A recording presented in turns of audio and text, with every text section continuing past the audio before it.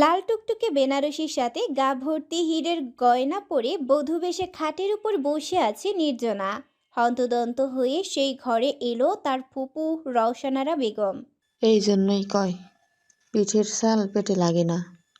পাপিয়া কার লগে তো বিয়া দিতাছ জানস? ছেলের তো মাথা খারাপ, বাইরে পাগলামি করতাছে। সৎ মাইয়া বইলা একটা পাগলের লগে বিয়ে দিব। আজকে তোর জায়গায় যদি নিজের পেটের মাইয়া হইতো তবে কি এই বজ্জাত মহিলা এমনটা করতে পারতো? কিন্তু তুই কেন বোকার মতো একটা পাগলকে বিয়ে করছিস? এখনো সময় আছে, পালিয়ে যা। ফুপু রওশনারা বেগমের কথার প্রতি উত্তরে কোনো কিছুই বলছে না নির্জনা, বরং প্রাণহীনভাবে শূন্য দৃষ্টিতে চুপচাপ খাটের উপর বসে আছে, যেন সে কিছুই শুনতে পাচ্ছে না। তার এরূপ আচরণ দেখে রওশনারা বেগম আবার বলেন, অতীত নিয়ে পড়ে থাকলে কোনো লাভ নেই।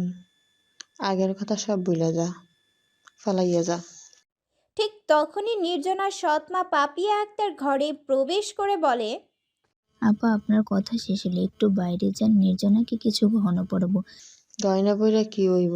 স্ত্রীলোকের আসল গয়না হইল তার স্বামী। আর সেখানেই তো তুমি আমার বাইজির কপালটাই পুড়াই দিতেছ। আমার বাইটা মরাই মরাই ভালোই ফায়দা লুটতাছ পাপিয়া। নিজের সুবিধার লাইগা মাইয়াডারে বেচে দিতেছ। নওশাদ বাইসা থাকলে এমন একটা পাপ তুমি করতে পারতা? যে মানুষটা নেই তার কথা তুলে কি লাভ আপা? সেই তো আমার ভাই থাকলে কি আর তার মেয়ের একটা পাগলের লাগে বিয়ে দিতে পারতা? এত বড় অন্যায় করতে তোমার বুক কাঁপলো না?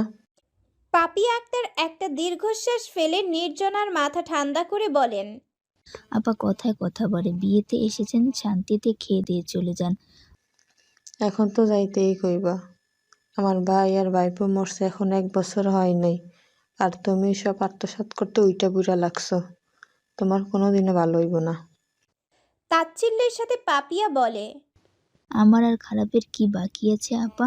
স্বামী মারা গেছে, ছোট ছেলেটাও দিনের পর দিন মৃত্যু যন্ত্রণা ভোগ করে মারা গেছে, আর আত্মসাতের কথা বলছেন?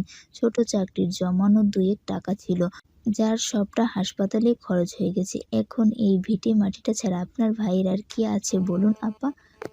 এটাও যে আপনার অন্য ভাইয়েরা খুব তাড়াতাড়ি দখল করে নেবে তাও আমি জানি। এইসব তোমার কর্মের ফল।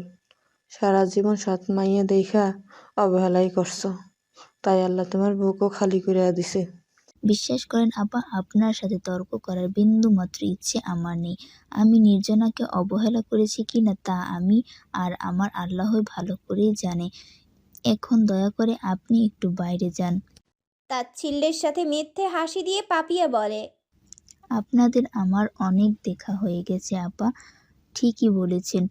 এখনো বছর ঘুরেনি, সব ভুলে যাব? বিপদের সময় তো আপনাদের কাউকে পাশে পাইনি, নিজের ভাইকে রক্ত দেওয়ার জন্য আপনারা কেউ আসেননি, বরং এটা বলে ফোন রেখে দিতেন যে আমাদের সাহায্য করে আপনারা বিপদে পড়তে পারবেন না।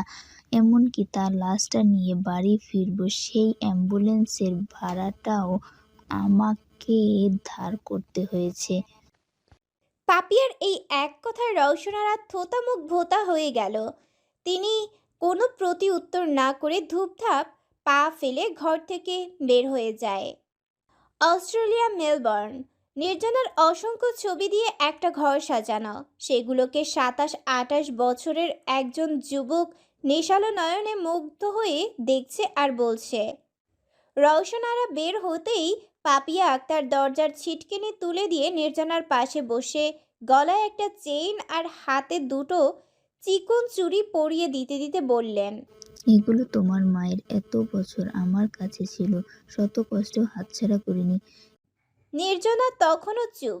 পাপিয়া আক্তার একটা দীর্ঘশ্বাস ছেড়ে মেয়ের মাথায় হাত রেখে বললেন, এখনো সময় আছে, তুমি চাইলে এখনো বিয়েটা আটকাতে পারো। আমি আগেও বলেছি প্রয়োজনে তোমাকে দেশের বাইরে পাঠিয়ে দেব। তোমার ফুপির কথায় যুক্তি আছে, একটা পাগলকে বিয়ে করে সারা জীবনটা নষ্ট করার কোনো মানে হয় না। তাছাড়া যে ছেলের স্মৃতি 11 বছরে আটকে আছে তাকে বিয়ে করে তুমি ভালোবাসা পাবে না। মায়ের কথায় চমকে আতঙ্কিত হয়ে উঠে নির্জনা। না আম্মু, ভুলেও ভালোবাসার কথা উচ্চারণ করবে না। এই সর্বনাশা ভালোবাসার কারণে রক্ত আর লাশের বন্যা বয়ে গেছে। আমি সব হারিয়েছি, চাই না আমার ভালোবাসা। তাছাড়া যেখানেই পালিয়ে যাই না কেন, শকুনের দৃষ্টির বাইরে তো যেতে পারবো না। একবার না একবার চেষ্টা করেছি, ফলাফল নতুন আরেকটা লাশ। এর চেয়ে বিয়েটা হয়ে যাক। জাফর স্যার যখন কথা দিয়েছেন তিনি যে কোনো মূল্যে আমাদের রক্ষা করবেন। নির্জনা, বলেই পাপিয়া ক্রন্দনরত মেয়েকে বুকে মিশিয়ে নেয়। এইটুকু বয়সী মেয়েটা এত কিছু সহ্য করছে।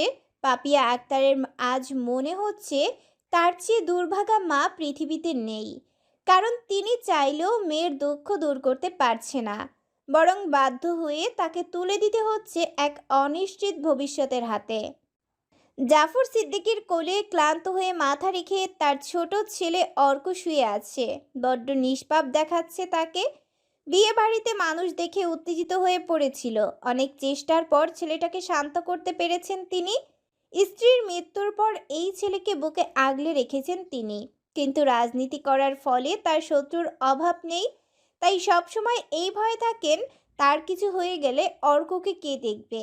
যদিও তার অপর দুই সন্তান, বড় ছেলে অর্ণব আর মেয়ে আরশি অনেক ভালো, কিন্তু তাদেরও তো একদিন সংসার হবে। তাই তারা তো চাইলেও সারা জীবন পাগল ভাইয়ের দায়িত্ব নিতে পারবে না। এইসব চিন্তায় তার ঘুম আসতো না। জাফর সিদ্দিকী দিনরাত উপরওয়ালার কাছে দোয়া করতেন ছেলেটার একটা গতি হয়। আল্লাহ তার দোয়া কবুল করে নির্জনাকে পাঠিয়েছেন। মেয়ে হিসেবে নির্জনা বাবা নওশাদ রহমানের মতোই বিশ্বস্ত আর দায়িত্বশীল। একবার বিয়েটা হয়ে গেলে নিজের স্বামীর প্রতি সে সব কর্তব্য পালন করবে। তার ভাবনার মাঝখানে ছেদ পড়ে রওশনারা বেগমের চিৎকারে। তিনি চেঁচিয়ে জাফর সিদ্দিকীকে হুঁশিয়ার করছে। এখানে বইয়া কোনো লাভ নাই মন্ত্রী সাহেব। আপনার আমার বাইজিরে বিয়ে দিব না। তাই নিজের পাগলা ছেলেরে নিয়ে আমার বাইরের বাড়ি থেকে বাইর হইয়া যান। তিনি সমর্থনের জন্য নিজের চাচা মামাদের দিকে তাকিয়ে দেখে তারা নিশ্চুপ। বিয়ে ভাঙার বদলে নির্জনার ছোট চাচা বলে, আপা ঝামেলা করিস না, এই মাইয়ার কেচ্ছা কেলেঙ্কারির লাইগা আমার ভাই মরছে, তাও ভালো বিদায় হইতাছে, এইটাই অনেক। নির্জনার একমাত্র মামা বলে, একদম। আমার বোন মইরা যাওয়াতে নওশাদ মিয়া তারে মানুষ করতে পারে নাই। আপনি চিন্তা করেন না, বড়লোক ঘরে বিয়া হইতাছে, সে সুখেই থাকবে।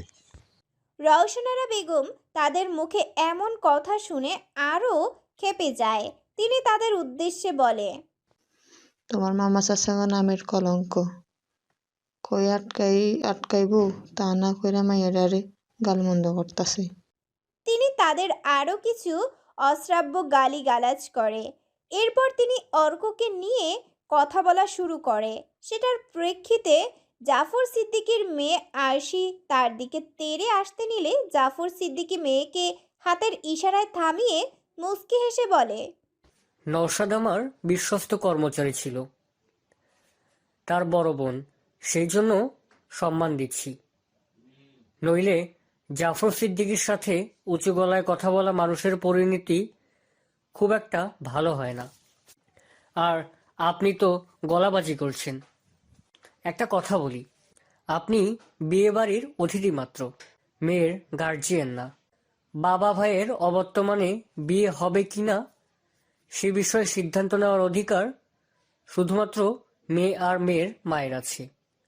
পিছন থেকে পাপিয়া বলে, আমিও আপাকে তাই বলছিলাম স্যার, আপনি কাজীকে বলুন বিয়ে শুরু করতে। নির্জনা তৈরি।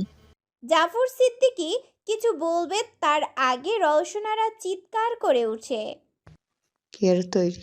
আমি বেঁচে থাকতে এই বিয়ে কিছুতে হইতে দিব না। তখন জাফর সিদ্দিকী রক্তিম চোখে তার দিকে তাকিয়ে কড়া গলায় বলে, প্রয়োজনে আপনার লাশের উপর দিয়ে বিয়ে পড়ানো হবে, তবুও আজ এই বিয়ে কেউই আটকাতে পারবে না।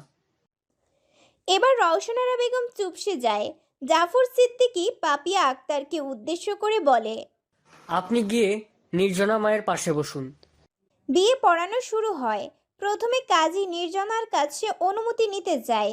কবুল বলার আগ মুহূর্তে ভারী স্বর্ণালঙ্কারের মাঝখানে গলায় থাকা একটা সরু পাতলা চেইনে ঝুলানো লকেটকে মুষ্টিবদ্ধ করে চোখ বন্ধ করে নির্জনা মনে মনে বলে, আমাকে মাফ করে দিও। পরিস্থিতির কাছে আমাদের ভালোবাসা হেরে গেছে, তবে কথা দিচ্ছি সারা জীবন তোমাকে ভালোবেসে যাব। এরপর একটা দীর্ঘশ্বাস ছেড়ে কবুল বলে দেয়। অন্যদিকে অর্ক জেদ ধরেছে সে কবুল বলবে না। জাফর সিদ্দিকী তাকে বোঝাচ্ছে। বাবা আমার, কবুল বলে দাও। অর্ক বাচ্চাদের গলায় বলে, না না, আমি কবুল টবুল বলবো না। আমি জানি কবুল বলতে বিয়ে হয়ে যায়। আমি কি বড় হয়েছি নাকি যে বিয়ে করব? অর্ক শোনা, বিয়ে করা ভালো। বিয়ে করলে সুন্দরী বউ পাওয়া যায়। না না, বউ সুন্দরী না, বউ ডাইনি, পেতনি। অবশেষে জাফর সিদ্দিকী তাকে ইমোশনাল ব্ল্যাকমেল করে। বেশ, তুমি যদি বিয়ে না করো আমি আর তোমার সাথে কথা বলবো না, আর কোনো দিন বাড়িও যাব না। এভাবে আরো অনেক কথা বলেন তিনি। এতে অর্ক ভয় পেয়ে যায় আর কবুল বলে দেয়। বিয়ে শেষে পাপি আক্তার নির্জনাকে নিয়ে অর্কের পাশে দাঁড় করায়। এরপর তার হাতে নির্জনার হাত দিয়ে বলে, তোমাকে বললে তুমি বুঝবে কিনা জানি না, তবুও বলছি, নির্জনা তোমার স্ত্রী। স্বামী হিসেবে আজ থেকে তার সকল দায়িত্ব তোমার। আর মেয়েটা আমার জনম দুঃখী, তাকে দেখে রেখো না। অর্ক অদ্ভুতভাবে এখানে কোনো প্রতিক্রিয়া করে না। এরপর জাফর সিদ্দিকী নির্জনা আর অর্কের হাত ধরে বলে, হয়তো তোমার সাথে আমি অন্যায় করেছি, কিন্তু বাবা হিসাবে আমি নিরুপায়। আজ থেকে আমার ছেলের সব দায়িত্ব তোমার। প্লিজ কখনো ছেড়ে যেও না। বিদায়বেলা অর্ক নির্জনার হাতে কামড়ে দিয়ে জেদ ধরে বলে, এটা তো একটা পেতনি, আমাকে খেয়ে ফেলবে। ওর সাথে আমি বাড়ি যাব না। এরপর ভীষণভাবে চিৎকার চেঁচামেচিও শুরু করে। ফলে বাধ্য হয়ে জাফর সিদ্দিকী অর্ককে আরশি আর তার ডাক্তার প্রীতির সাথে গাড়িতে উঠিয়ে দেয়। আর তিনি নির্জনাকে নিয়ে অন্য গাড়িতে ওঠেন। গাড়িতে ওঠার সময় জাফর সিদ্দিকী পাপিয়া আক্তারকে উদ্দেশ্য করে বলে, পাপিয়া মাথা নাড়িয়ে না করে বলে। আপনিও চলুন না ভাবি। স্মিত হাসি দিয়ে পাপিয়া আক্তার বলে, না স্যার, আমি তো আগেই বলেছি এখানে আমার স্বামী ছেলের কবর আছে, তাদের ছেড়ে আমি কোথাও যেতে পারবো না। তবুও আপা, আপনি সাথে গেলে ভালো হতো। ওরা অনেক ভয়ঙ্কর, আপনার ক্ষতি করতে পারে। করলে করবে, আমি আর ভয় পাই না। এতদিন মেয়েটাকে নিয়ে বিপদে ছিলাম, আজ থেকে সে চিন্তামুক্ত। কিন্তু এত সবের মাঝখানে একবারেই প্রাণহীন থাকে নির্জনা। সে ভালো মন্দ কিছুই বলে না। নির্জনার বিয়ে শেষ হতেই মেলবোর্নের সেই যুবকটির ফোনে একটা কল আসে। অপর পাশ থেকে কিছু বলতেই রাগে ফোন ছুঁড়ে ফেলে বলে, বরের গাড়ি আরশি গাড়ি চালাচ্ছে, তার পাশে প্রীতি আর পিছনে অর্ক। ডাক্তার প্রীতি আর আরশি লুকিং গ্লাসে অর্ককে দেখছে আর হাসছে। ভাবা যায় ছেলের বাবা তার পুত্রবধূকে বলছে ছেলেটাকে দেখে রেখো। আহারে, অসহায় বাচ্চা ভাইটা আমার। আরশির কথা শুনে ডাক্তার প্রীতি উচ্চস্বরে হেসে উঠে বলে, একদম, তোমার বাবা পারলে ছেলেকে শ্বশুর বাড়ি রেখে আসে। বেচারা পুত্রদায়গ্রস্ত অসহায় পিতা। বলেই দুজন আবার হিহি করে হেসে দেয়।